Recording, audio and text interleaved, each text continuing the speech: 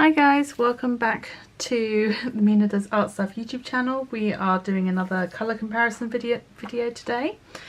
And today we are going to be taking a look at Paynes Grey. I think this is the first one in this series since the quinacridone gold video that is a multi-pigment colour, shall we say, sorry, and every brand has their own sort of colour blend, so I'll go through and describe and explain the pigments in each one as we go through with the swatching.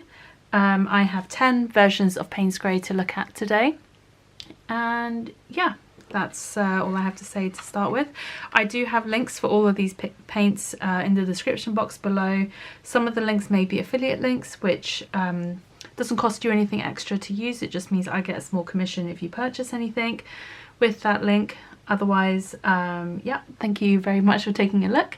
The paper we are using today is Arches 100% cotton cold pressed paper, and I'll be using my size 8 Da Vinci Colineo round brush for the swatching. Okay, so starting first, we're going to jump in with the, oh, actually before I do, in the comments down below, let me know which version is your favourite of the Paynes Greys, because I have a lot of Paynes Greys and I don't need this many. So let me know which is your favourite. I'll let you know which is mine at the end. And yeah, I'll see you, oh, well, let's get started. Alright, starting with Schminker, they have two versions actually. They have Paynes Grey and a Paynes Grey Bluish. I think they have two versions anyway. And I much prefer a blue leaning Paynes Grey. And we'll see later as well, Daniel Smith. I only have the regular Paynes Grey, I don't have the blue leaning Paynes Grey. So we'll see how that compares. But the Schminker one is made up of PBK8, which is a black, PB15:6, which is a phthalo blue red shade, and PB15:2, which is another phthalo blue variation. So it's a black and then two types of phthalo blue. Next up we have Sennelier's Paynes Grey.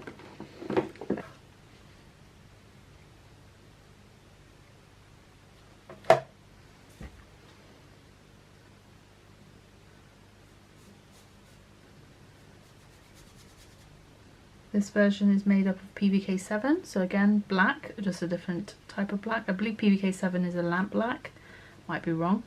And then PB19, so some kind of quinacridone, quinacridone rose, quinacridone violet type pigment, and PB15:1, so that's a phthalo blue. See, this one's definitely more on the grey side than the blue compared to the Schminker. Next up we have Winsor & Newton's Paynes Grey. That's over here. This is made up of PB15, PBK6, so it's phthalo blue and then a black, followed by PB19, so again a quinacridone rose, quinacridone violet type pigment, but this one is definitely more blue leaning than the previous. Next up we have Paul Rubens Paynes Grey.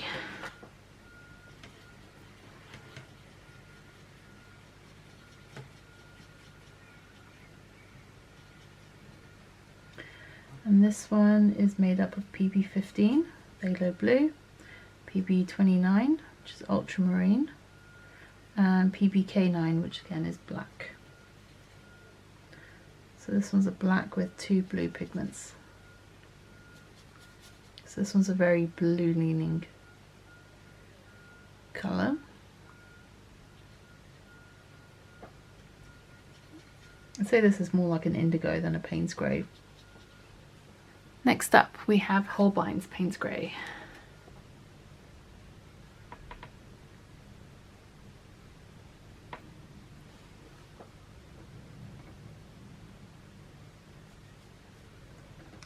This one is made up of PBK6, so again black, PB15, phthalo blue, and PR122, which is quinacridone magenta.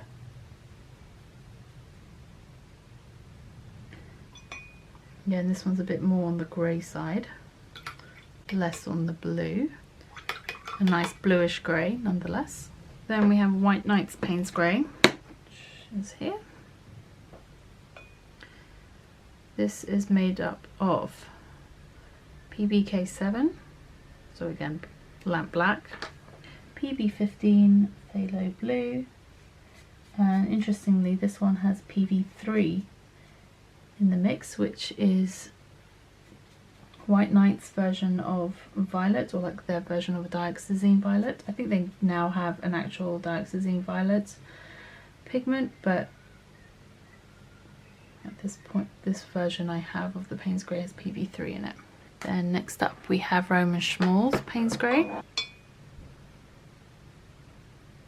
This one's made up of PBK9 black, PB27 Prussian blue, and PR264, which is a red pigment, and I think that's pyrrole rubine.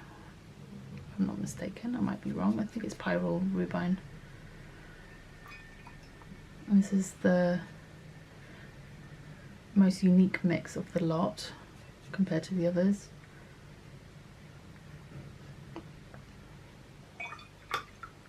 It's the only one that doesn't have a phthalo blue in the mix. Finally, we have the Daniel Smith, and with Daniel Smith I have their Paynes Grey, I have their Jane's Grey, and I've also included Sodalite because I feel like that's also a good substitute for Paynes Grey. So this is their Paynes Grey. Their Paynes Grey, this is the regular one, not the blue version, is PBK9 and PB29, so that's a black and an ultramarine.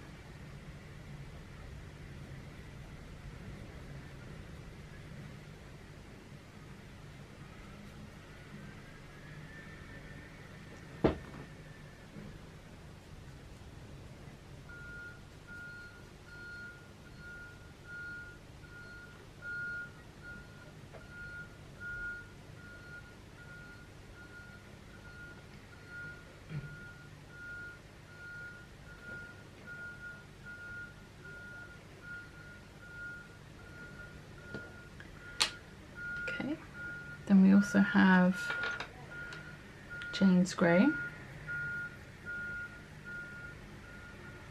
This one is PB29 and PBR7. This is a grey that a lot of people will mix up on their palette from the component pigments because they'll have an ultramarine blue and a burnt sienna, which is what this mix is.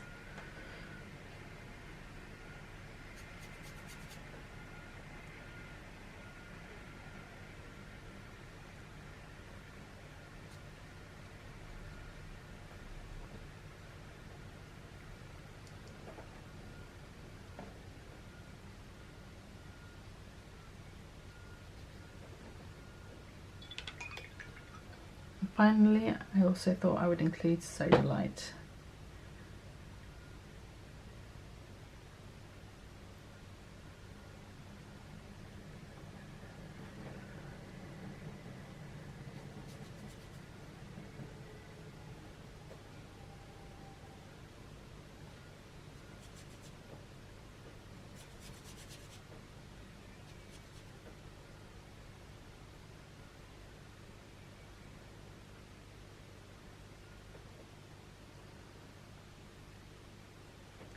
So Sodalite is from Daniel Smith's Primatech range, so it doesn't include any pigment information.